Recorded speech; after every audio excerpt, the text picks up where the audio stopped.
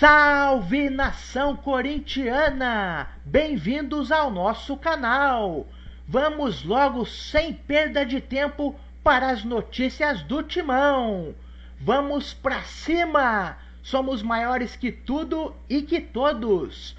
Vai, Corinthians! Copa do Brasil, tem jogo hoje, tem jogo amanhã, tem jogo quinta-feira e tem jogo que tá rendendo polêmica antes de começar.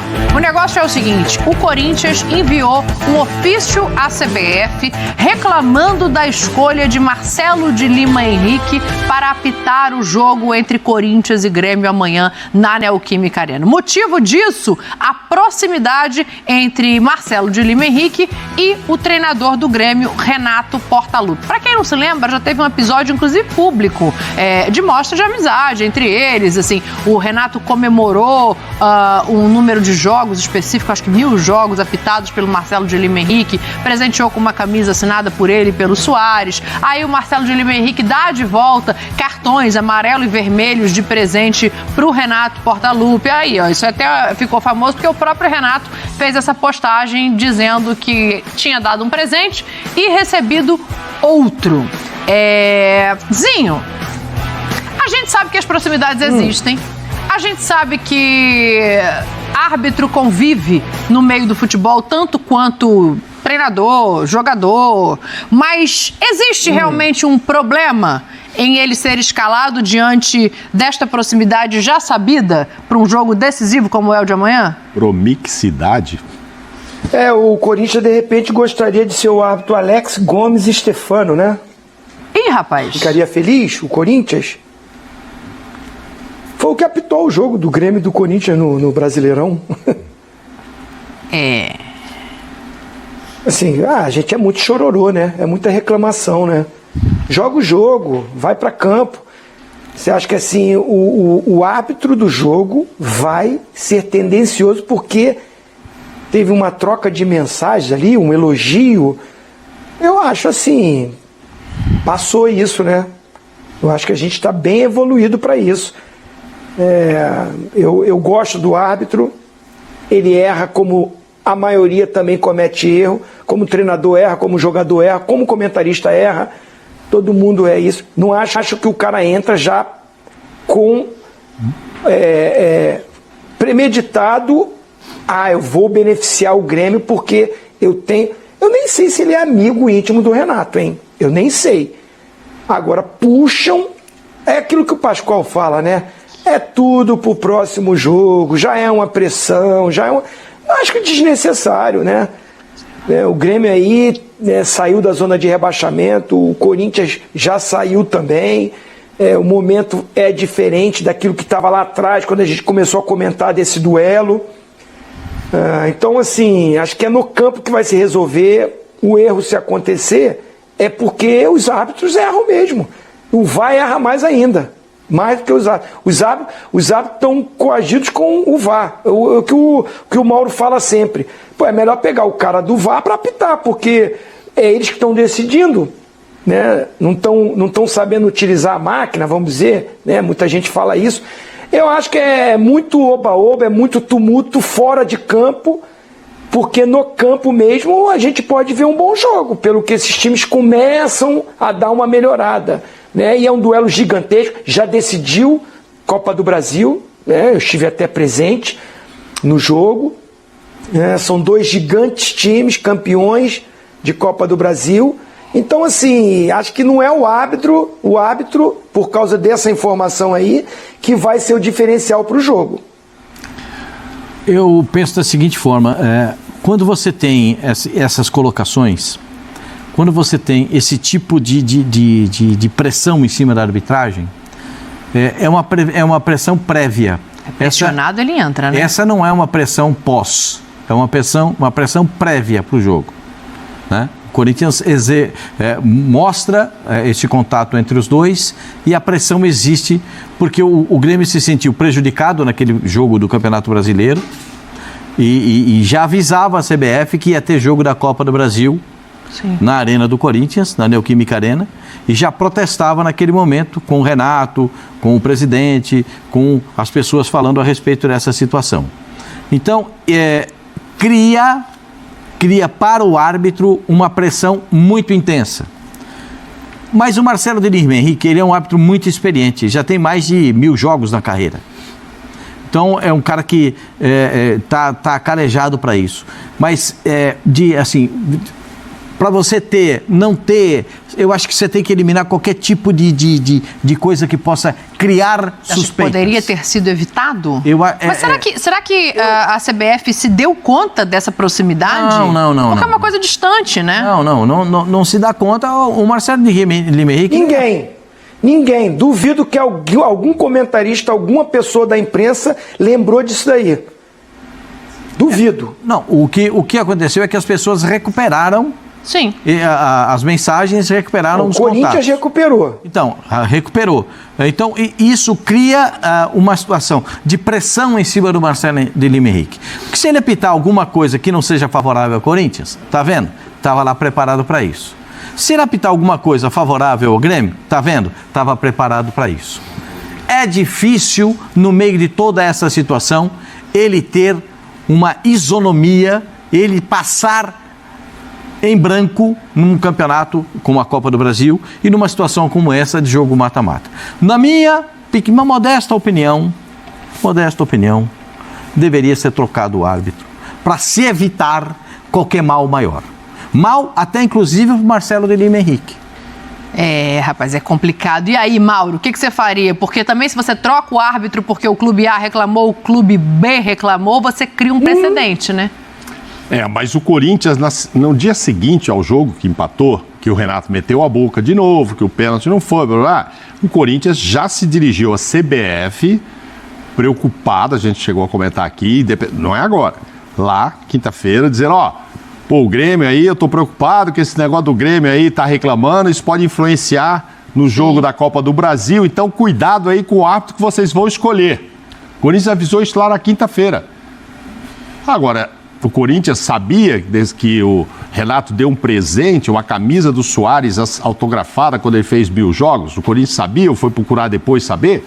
Mas o Corinthians tinha uma preocupação, então ele pediu, cuidado. Agora a CBF, a comissão de árbitro, não se tocou com isso.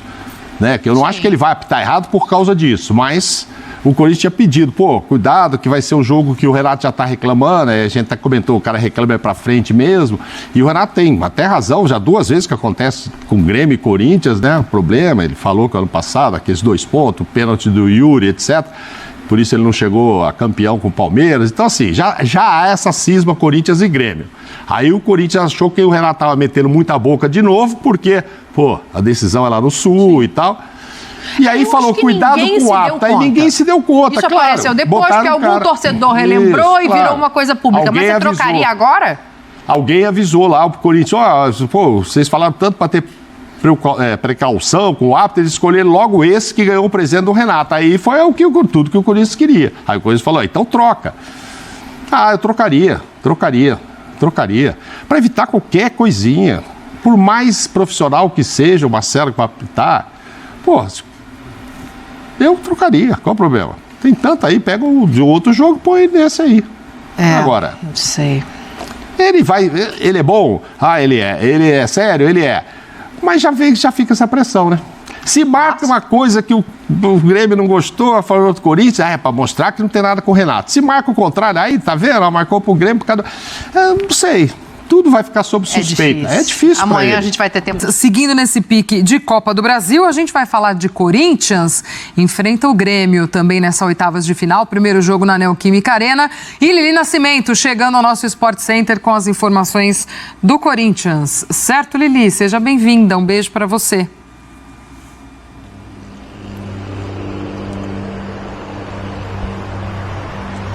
Oi, Gláucia, beijo para você, aos amigos do estúdio, ao fã de esportes. A gente está aqui em frente ao CT Joaquim Grava, porque o elenco chegou na tarde de hoje para se concentrar, né? Vai fazer o último treino, já dorme aqui, se concentra para a partida de amanhã, o jogo de ida na Neoquímica Arena contra o Grêmio pela Copa do Brasil. Será um jogo quente, né? A gente já viu um pouco aí pelo Campeonato Brasileiro a disputa das duas equipes, dentro e fora de campo, questões de arbitragem, arbitragem também. Então, com certeza será um grande jogo. O técnico Ramon Dias não terá desfalques, tá? Para esse jogo. Terá sim pelo Campeonato Brasileiro, na próxima rodada contra o Juventude, o Romero está fora. Mas para o jogo de amanhã, força máxima, resta saber como ele vai montar a equipe para encarar o Grêmio, porque dessas 4 partidas sob o comando do técnico Ramon Dias, o torcedor não gostou muito não, viu, do confronto contra o Grêmio lá na Neoquímica Arena. Então pode ser que ele faça alguma mudança aí para ter um outro resultado, né? São 2 jogos, ida e volta, então é importante o Corinthians conseguir um bom resultado aí nesses primeiros 90 minutos para decidir depois fora de casa. Bom, paralelo a isso, sabe que quando a gente cobre Corinthians a gente não para nunca, né? Vamos falar sobre mercado da bola. O Corinthians ainda segue atrás de um novo reforço, tá? 4 já foram contratados aqui nessa janela de transferências, mas o técnico Ramon Dias quer um atacante, um ponto. Ele quer um jogador de linha de frente. Por isso, foi uma exigência dele. O Corinthians está trabalhando com alguns nomes e agora uma facilidade, entre aspas, um pouco maior com esses 57 milhões de reais aí destinados da patrocinadora Master justamente para a contratação de um novo jogador. Quais são esses nomes, tá? A gente já vinha falando há alguns dias do Gonzalo Plata, equatoriano de 23 anos, ele que joga pelo Al-Sadd, ele está na mira do Corinthians. O Corinthians já enviou uma oferta, está conversando, ainda não tem nada certo, mas é um nome que agrada. Outro nome que demos também ao longo da programação, ontem mesmo, é o do Michael, 28 anos, o atacante Michael, que está jogando pelo Al Hilal. Então o Corinthians preparando aí uma oferta para tentar trazer esse jogador. Ele agrada muito o técnico Ramon Dias, mas como eu disse, ainda nada certo, conversas em andamento. Aí a gente aguarda os próximos capítulos, né, para saber de fato o que vai acontecer. Tem mais um jogador que agrada, que tá na mira, não é de agora, é o volante Cuéllar. O Duílio, quando era presidente do Corinthians, tentou trazê-lo, não deu certo. O Corinthians tenta fazer uma nova investida, mas a prioridade é um atacante, tá? Ele é um volante que o Ramon Dias gosta muito, ele foi aprovado pelo Cifute também, só que assim, se tiver que escolher entre um e outro, será um atacante, mas o Cuéllar não saiu da mira. Agora a gente vai falar sobre jogadores que podem sair. A gente já está falando do Wesley tem um bom tempo, né? O West Ham fez proposta, Fulham também procurou pelo Corinthians e agora a gente tem a informação, a confirmação de que o Al Nassr também se interessou na contratação do Wesley. Seria na casa dos 25 de euros, tá? Mas a negociação não deu prosseguimento, não andou, por isso, por enquanto, está travada, mas de fato houve esse interesse. Conversei com pessoas, tá? Que chegaram até o Corinthians, pessoas do clube árabe também, que afirmaram que esse interesse de fato existe. O que o Corinthians diz? Que não chegou nada oficial na mesa, tá? Que todos os dias sondagens acontecem, que eles sabem que muitos clubes querem o Wesley, mas a prioridade é recuperar a performance dele em campo, e aí se vier uma proposta aí irrecusável, o Corinthians, passando por essa situação financeira ruim, com certeza vai dar andamento, mas por enquanto é isso. Mercado da bola e o jogo quente nesta quarta-feira, lá na Neoquímica Arena, às 9h30 da noite, vai estar frio. Mas aquela máxima, né? Dentro de campo a gente sabe que pega fogo um grande duelo. Estaremos lá para acompanhar, Glaucia. Com certeza, Lili. Um beijo para você. Obrigada pelas informações aí do Corinthians. Vou pedir para a turma colocar alguns dados destes atacantes que estão sendo especulados pelo clube. Vamos lá. As informações do Cuéllar. Volante colombiano, aliás, tem os 2 atacantes e também o volante colombiano de 31 anos. Está na Arábia Saudita, último clube no Brasil, Flamengo. Aí, lá para o ataque, até o que a gente já falava aqui enquanto ele lhe trazia as informações, Calçade.